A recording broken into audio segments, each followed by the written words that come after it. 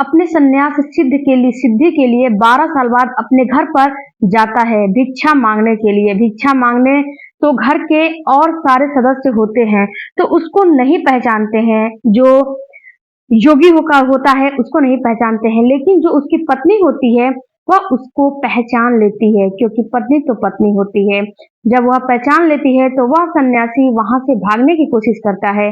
यह भी कहता है कि आप मुझे जो समझ रही है वह मैं नहीं हूँ, आप लोग को गलत फहमी हुई है। लेकिन गांव के सारे लोग उसको पकड़ कर घेर लेते हैं कि मैं इसका पति नहीं हूँ। उसके बाद उसकी जो पत्नी होती है एक ऐसा सबूत बताती है गांव वालों के सामने में कि इसके बारे में जानकारी सिर्फ 3 लोगों को हो सकती है। एक या तो सन्यासी को होती है, दूसरा उस सन्यासी को, या फिर उसके माँ को, या फिर तीसरा उसकी पत्नी को। इसके अलावा किसी और को वह जानकारी नहीं हो सकती है। यह बात सन्यासी की पत्नी बताती है। अब क्या होता है, फिर से अपनी पत्नी के साथ रहना शुरू करता है या फिर सन्यासी वहां से फिर से भाग जाता है। दोस्तों, यह कहानी बहुत ही शिक्षाप्रद और इंटरेस्टिंग है। बहुत सारे लोगों से बहुत सारे छोटे छोटे बातों पे गुस्सा करके भाग जाते हैं अपने घर से। यह कहानी बहुत ही अच्छी होने वाली है, तो आप लोग जरूर देखिएगा। रिक्वेस्ट है, कहानी को प्लीज जरूर देखिएगा। नमस्कार, प्रणाम। कहानी के इस एपिसोड में आपका स्वागत है। अगर आप मेरे चैनल पर नए हो तो प्लीज मेरे चैनल को सब्सक्राइब जरूर कीजिएगा।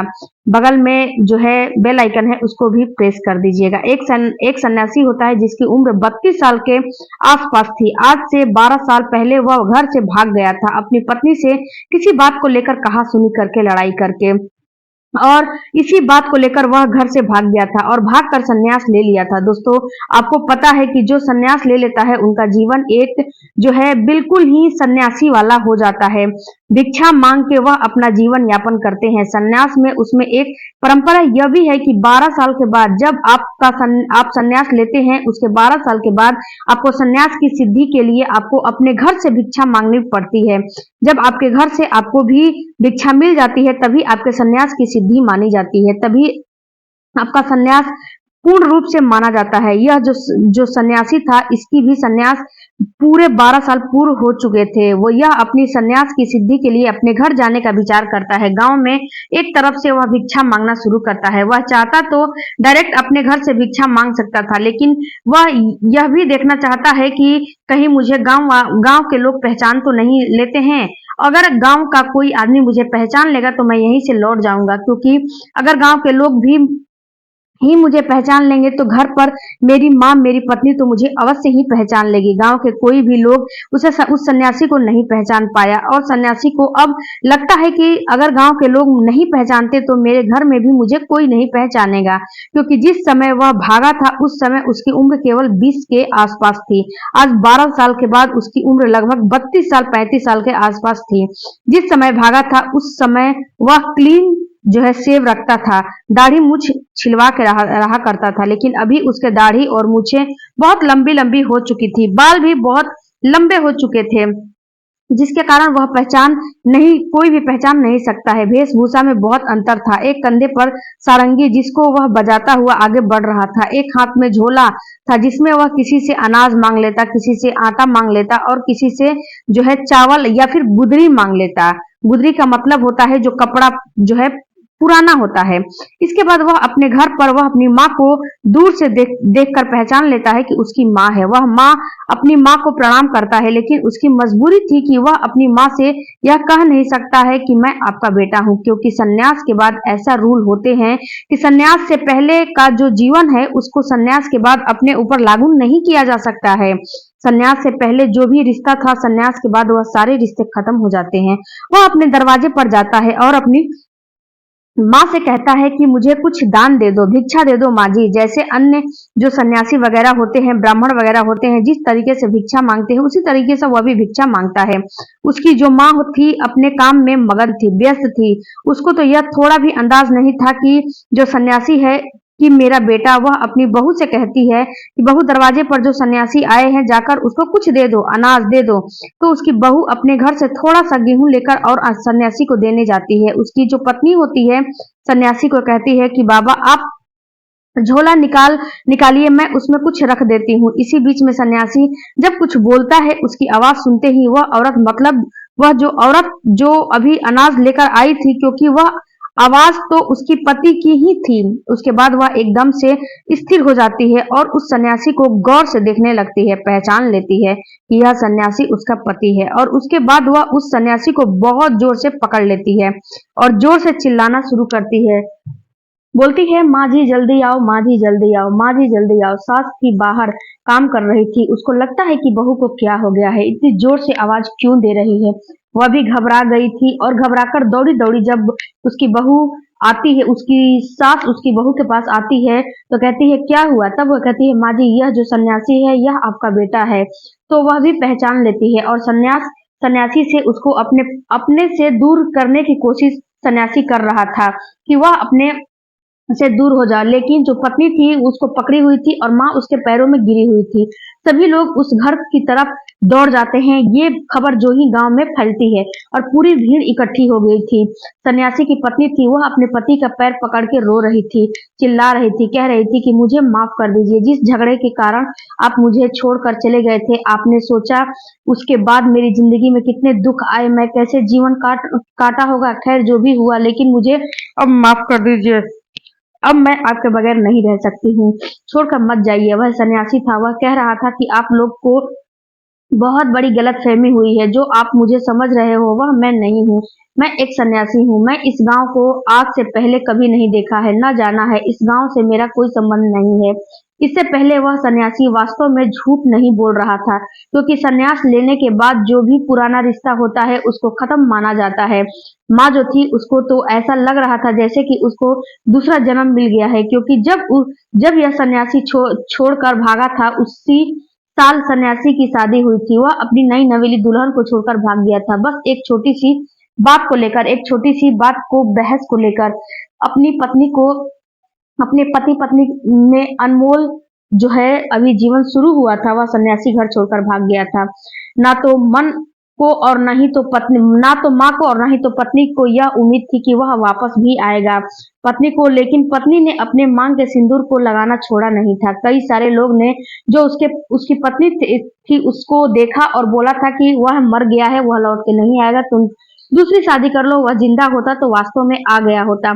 ऐसा करो कि तुम दूसरी शादी कर लो, तुम अभी जवान हो, तुम्हारा जीवन कैसे कटेगा। तो यह जो बहुत ही मतलब उस सन्यासी की पत्नी थी, वह सबसे यही कहती कि मेरे नसीब में जो था वह मुझे मिला।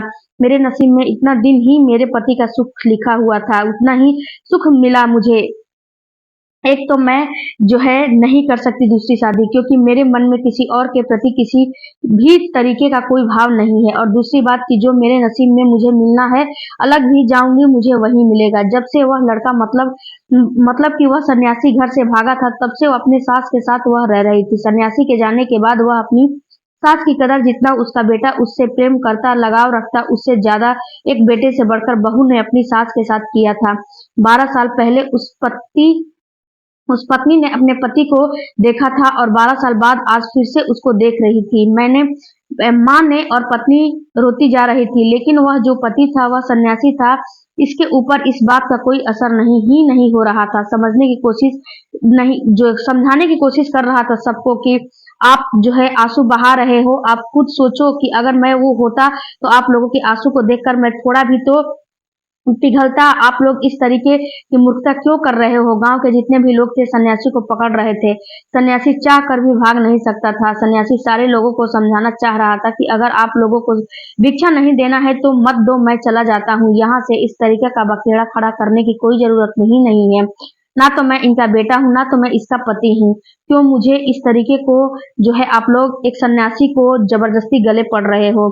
किसी भी तरीके से उसका जो पति है मानने को तैयार नहीं था। तब पत्नी सारे लोगों से कहती है कि मैं इनको नहीं रोकूंगी। यह कहते हैं ना कि मैं दूसरा आदमी हूं तो मैं इनको जाने दूंगी। यह दूसरा आदमी अगर निकल गए तो मैं इनका एक सबूत बताती हूँ, जो सबूत के बारे में या तो मुझे जानकारी होगी या फिर मेरे सास को या फिर मेरी जो है ये खुद सन्यासी को। इनका जो बचपन में देखभाल किया होगा इनकी माँ को एक गुप्त जगह का एक निशान बताती है कि एक गुप्त जगह पे इनका एक निशान है। अगर यह निशान उनके शरीर पर नहीं होगा तो मैं मान लूंगी कि यह दूसरे आदमी है।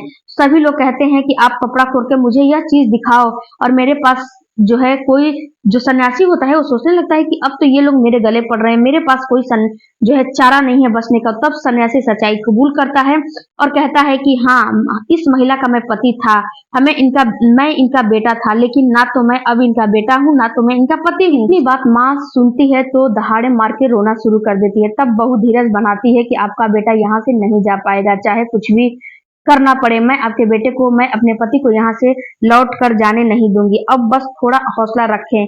अब काश मैं तुम्हें यहाँ पे तुम न आए होते। क्या तुम्हें इस बात का अंदाजा है, जब माँ किसी बच्चे को जन्म देती है उसको उसको कितना पीड़ा होती है, इस बात का अंदाजा है तुम्हें?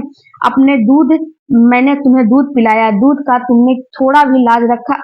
मैंने तुम्हें पोस पाल कर जवान किया, मैं तुम्हें कोख में रखा, दूध पिलाया, जवान कर दिया। और जब एक माँ को एक बेटे की जरूरत होती है, एक माँ की बुढ़ापे में, तब तुमने छोड़कर चला गया। तू कैसा कसाई है रे? तो क्या क्या मेरे दूध का फर्ज निभाया? तूने दूध का कर्ज उतारा। तुमसे अच्छी तो यह मेरी बहू निकली, तुमसे बढ़कर तो इसने मुझे प्यार दिया। अगर यह नहीं होती तो आज मैं जिंदा नहीं रहती। कितना कैसा निकला रे तू? मेरे लिए जो तुम्हारा कर्तव्य था वह जो तुमने नहीं निभाया, लेकिन साथ में जिस लड़की का तुमने हाथ पकड़ के लाया, उस लड़की को भी जीवन के मझधार में अकेला छोड़कर भाग गया। क्या ऐसा सन्यासी होता है? और एक माँ के आंसू रुक नहीं रहे थे, और इधर जो बेटा था इसके ऊपर कोई फर्क नहीं पड़ रहा था। फिर वह बोलती है, मैं फिर भी कहती हूँ कि अगर तुम जाना चाहते हो तो जाओ, भगवान न करे कि किसी को तुम जैसा बेटा हो। यह सब सुनने के बाद उसका जो बेटा होता है वह अपनी माँ से कहता है कि माँ, मैं भगवान को पाने के लिए ही चला गया था, अपना कल्याण करने के लिए चला हूँ। तुम मेरी राह में बाधा क्यों करती हो? तुम मुझे रोकना क्यों चाहती हो? तुम मुझे अपना कल्याण करने दो। इस जीवन का उद्देश्य तो अपना कल्याण करना ही है, भगवान को पाना ही है। इन रिश्ते नातों में क्या रखा है? माँ, तुम्हें क्या क्यों नहीं पता कि जिस एक संत पैदा होता है जिस कुल में, उस कुल की 21 पीढ़ियां तर जाती हैं, उस कुल की 21 पीढ़ियां कल्याण हो जाता है। तब माँ कहती है, बेटा तुमसे तो 2 पीढ़ियां नहीं कल्याण किया जाए, 2 पीढ़ियां नहीं रखी जाए, तुम तो 21 पीढ़ी की बात करते हो। कल्याण नहीं हो पाया, तुमसे तो तुम्हारे पत्नी का कल्याण नहीं हो पाया, और तुम चले हो 21 पीढ़ियों को तारने। आग लगे ऐसी पीढ़ियों को तारने में जो कि भविष्य वर्तमान को बर्बाद कर गया और सिर्फ भूत को संवारने में लगे हैं। यह बात सुनकर जो है सन्यासी के पास तो कोई उत्तर ही नहीं होता है। सन्यासी को लगने लगता है कि मैं तरक्की कसौटी पर जीत नहीं सकता हूँ। तर्क की कसौटी पर वह प्रेम का एक जाल फेंकता है कि माँ, तू नहीं चाहती कि तेरा बेटा शांति से रहे, तू नहीं चाहती कि तेरे बेटे को मोक्ष की प्राप्ति हो, नहीं चाहती कि तेरे बेटे को भगवान मिल जाए। माँ, तुम्हें पता है कि तुम्हारा बेटा कितना शांति महसूस करता है, सन्यासी बनने के बाद तुम्हारे बेटे के जीवन में कितनी खुशियां हैं, इस बात का अंदाजा है क्या? तू नहीं चाहती कि मैं उस शांति से रहूं? फिर से मैं इस कोलाहल भरी जिंदगी में, बेचैनी भरी जीवन में मैं कदम नहीं रखना चाहती हूँ। इतना सुनकर माँ चुप हो जाती है। यह बात सुनकर उसकी पत्नी चुप नहीं होती है। पत्नी बोलती है, और फिर पत्नी बोलना शुरू कर देती है, आपको संन्यास लेने से शांति मिलती है तो आप संन्यास ग्रहण करके ही रहो। आपको मैं अभी भिक्षा दे देती हूँ, लेकिन संन्यास का मतलब तो होता है इच्छाओं का मर जाना, अपनापन का जो भाव होता है उसका खत्म हो जाना। लेकिन ना तो आपकी इच्छा मरी है, ना तो आपका अपनापन का भाव खत्म हुआ है। सन्यासी कहता है, मेरा तो सब कुछ मर चुका है। पत्नी कहती है, कहाँ मरा है? आप यहाँ भिक्षा लेने क्यों आए हो? आपके अंदर एक इच्छा थी कि मुझे सन्यास की सिद्धि प्राप्त हो जाए, आपने सन्यास ले ही लिया। अगर आप भगवान के रास्ते पर चले तो आपके मन में तो यह भाव होना चाहिए था कि मैं भगवान के राह पर चला हूँ, भगवान को मिलना होगा तो मिल जाएंगे, मैं इच्छा क्यों करूं? भगवान के राह पर चलने का तो मतलब है कि सारी इच्छाओं का त्याग। तो आपके अंदर तो इच्छा बनी ही रही है, और वह इच्छा थी सन्यास की सिद्धि को प्राप्त करना। आप कहते हो कि अपनेपन का भाव खत्म हो गया है क्योंकि आपके सन्यास के सिद्धि के लिए यह यहाँ भिक्षा मांगने के लिए आए हो, क्योंकि सन्यास में है कि जब भिक्षा मांगोगे तो ही सिद्धि प्राप्त होगी। इसी घर में क्यों आए हो? क्योंकि आपका इसी घर से में अपनेपन का जो है लगाव है, आज तक मौजूद है। तो फिर आपके सन्यास लेने का क्या फायदा, जब ना तो आपकी इच्छा मरी और ना तो आपका अपनापन का भाव। अगर यह दोनों आपका मर गया होता तो आप भिक्षा लेने यहाँ आते ही नहीं। आप रहते ही नहीं आपको शांति महसूस होती। किस बात की शांति? 12 साल तक आपको पल-पल यही लगता रहा होगा कि अब 12 साल पूरे सिद्धि प्राप्त हो। संन्यास का मतलब तो इच्छाओं से छुटकारा होता है। छुटकारा मिला ही नहीं आपको। अगर अभी मैं आपको भिक्षा दे देती हूँ और आप यहाँ से चले जाइएगा। अब सब लोग चुप हो जाते हैं। इतना सुनने के बाद सन्यासी भी चुप हो जाता है, क्योंकि इसके बाद किसी के पास कोई उत्तर ही नहीं होता है। सन्यासी सोच में पड़ जाता है कि अब इस बात को कैसे काटा जाए, क्या कहा जाए। फिर सन्यासी कहता है कि जिसे तुम इच्छा कह रही हो, यह कोई इच्छा नहीं है, यह तो शास्त्र की मर्यादा है, शास्त्र का वचन है, यह जो है शास्त्र में लिखा हुआ है। हमारे साथ हमारे गुरु यही कहते हैं कि 12 साल के बाद अपना जो पूर्ण जीवन का जो है वहां से, अपना घर है वहां से भिक्षा मांगकर लाना पड़ेगा। तो हम लोग अपनी इच्छा की पूर्ति के लिए, यही भिक्षा की पूर्ति के लिए अपने घर पे जाते हैं। आया हूँ, बल्कि मैं तो शास्त्र की बात को लेकर यहाँ आया हूँ, मैं तो अपने गुरु की वाणी को लेकर आया हूँ। और तुम लोग चाहते हो कुछ भी करो, क्योंकि गुरु और शास्त्र कहते हैं कि सन्यास के बाद उसका किसी से कोई संबंध नहीं होता है। तब पत्नी कहती है कि अगर शास्त्र और गुरु क्या कहते हैं, सन्यास के बाद उसका पूर्व का कोई रिश्ता नहीं होता है, किसी से उसका कोई रिश्ता नहीं होता है। तो मुझे जरा उस शास्त्र के बारे में बताइए कि किस शास्त्र में लिखा हुआ है कि सन्यास लेने के बाद अपनी माँ को भी छोड़ा जा सकता है, या फिर किस शास्त्र में लिखा हुआ है कि अपनी बेसहारा लाचार माँ को छोड़कर सन्यास लिया जा सकता है, अपने जो है जवान पत्नी को छोड़कर और सन्यास लिया जा सकता है। जिसने गृहस्थ में कदम रख दिया उसको सन्यास तक पहुंचने के लिए वानप्रस्थ आश्रम से होकर गुजरना पड़ेगा। क्या आपने वह फॉलो किया और आप शास्त्र की बात करते हो? यह सब बात देखकर जो सन्यासी की माँ थी रो रही थी। उसको लग रहा था कि अब मेरा बेटा मुझे वापस नहीं मिलेगा। फिर बहू कहती है सन्यासी से कि इस माँ ने आपको जन्म दिया है, मुझे नहीं दिया है, आपको दिया है। इसकी जिम्मेदारी आप पर है, मेरे ऊपर नहीं है। आप यहाँ से जाना चाहते हो तो चले जाओ, लेकिन उससे पहले 2 काम करके जाओ। पहला काम, आप अपने माँ को अपने साथ लेकर जाओ, क्योंकि कोई भी शास्त्र किसी भी सन्यासी को अपनी माँ को अपने पास रखने से नहीं रोकता, अपनी माँ अपने बाप को सेवा करने से नहीं रोकता। आप अपनी माँ को अपने साथ लेकर जाओ। और दूसरा काम यह करो कि अगर आपको सन्यास में इतनी ही शक्ति है तो मेरी शादी इस भीड़ में खड़े हुए किसी भी आदमी से आप करा दो। आप अपनी सन्यास की रक्षा करो और मेरे पतिव्रता धर्म को नष्ट कर दो। अगर आपके सन्यास में इतनी क्षमता है तो मेरे पतिव्रत धर्म को तोड़ दो। मैं खुशी खुशी, आप जिस भी से मेरी शादी करोगे, मैं खुशी खुशी उसको अपना लूंगी, मैं खुशी खुशी उसको अपना पति मानूंगी, और उसके बाद मुझे आपसे कोई मतलब नहीं होगा। अगर आप में इतनी हिम्मत है, इतनी सामर्थ्य है, तो यह बात सुनकर उस सन्यासी को लगा कि उसके ऊपर बिजली गिर गई है, पहाड़ टूट पड़े हैं। वह चारों खाने चित हो गया था। न तो वह तर्क से जीत पाया, न तो वह भावनाओं से जीत पाया, और न अब वह प्रेम से भी हार गया था। उसकी माँ रो रही थी, कलेजा पीट रही थी। तब वह सन्यासी उठता है, अपनी माँ के पास जाकर बैठ जाता है और माँ का पैर छूता है और माँ को कहता है कि माँ मत रो, मैंने जो रास्ता चुना था वह रास्ता गलत तो नहीं था, लेकिन मैंने गलत समय में चुन लिया था। मेरी माँ थी, जब तक मैं तुम्हारे प्रति जो अपना कर्तव्य होता है उसको मैं पूरा नहीं कर लेता, तब तक मुझे सन्यास ग्रहण नहीं करना चाहिए। अगर मैं सन्यास ग्रहण किया तो भी तो मुझे अपने साथ रखना चाहिए था। और दूसरी बात की, अगर मुझे सन्यास ग्रहण करना था तो फिर मैं एक लड़की का जीवन क्यों बर्बाद किया। और फिर वह अपनी पत्नी से भी माफी मांगता है, कहता है कि हो सके तो मुझे माफ कर देना। और उसके बाद वह अपने सन्यास का चोला उतार देता है और फिर खुशी खुशी अपनी पत्नी, अपनी माँ के साथ रहने लगता है। दोस्तों, कैसी लगी आपको यह कहानी? आप हमें कमेंट करके जरूर बताइएगा। आपने मेरे वीडियो को अंत तक देखा, उसके लिए बहुत दिल से धन्यवाद। इस वीडियो को सुनाने का मेरा मतलब आप लोगों को परेशान करना बिल्कुल भी नहीं है, बल्कि आप लोगों को एक शिक्षा देनी थी कि सबसे पहले अपनी जिम्मेदारियों को निभाई जाती है, उसके बाद तो दूसरा काम किया जाता है।